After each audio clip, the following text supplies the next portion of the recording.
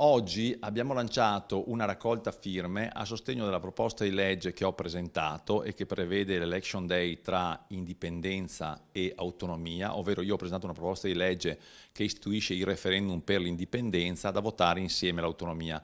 Per dare forza al Consiglio regionale per approvare questa legge abbiamo lanciato una raccolta firme con l'obiettivo di arrivare almeno a 200.000 firme di cittadini veneti che chiedono al Consiglio di approvare questa legge. Oggi l'argomento della conferenza stampa era questo, credo che dobbiamo vedere se i veneti hanno a cuore questa tematica che riguarda il loro futuro, anzi che è la cosa più importante per dare un futuro al Veneto, l'indipendenza.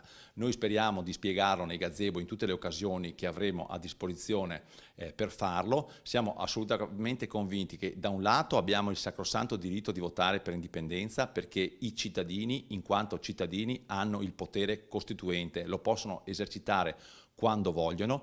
I cittadini veneti lo hanno già esercitato in occasione del plebiscito del 1866 e tutti i cittadini italiani lo hanno già esercitato il 2 giugno del 1946 per votare fra monarchia e repubblica e per eleggere l'Assemblea Costituente. Un'Assemblea Costituente viene votata dai cittadini che esercitano potere costituente.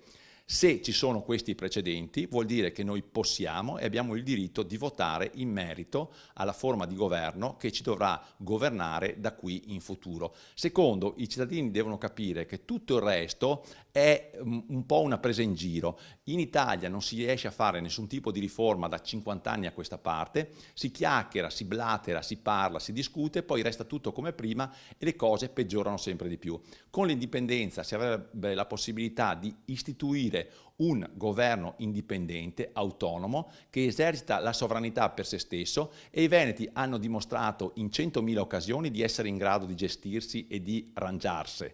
Quindi noi chiediamo di poterci arrangiare, di poter gestire il potere sovrano in Veneto per i veneti e di fare soltanto ed esclusivamente l'interesse del Veneto attraverso il governo del Veneto. Tutto qua. Questa è una battaglia che vinceremo di sicuro, stiamo soltanto cercando di accelerare un po' i tempi per arrivare a ottenere il risultato.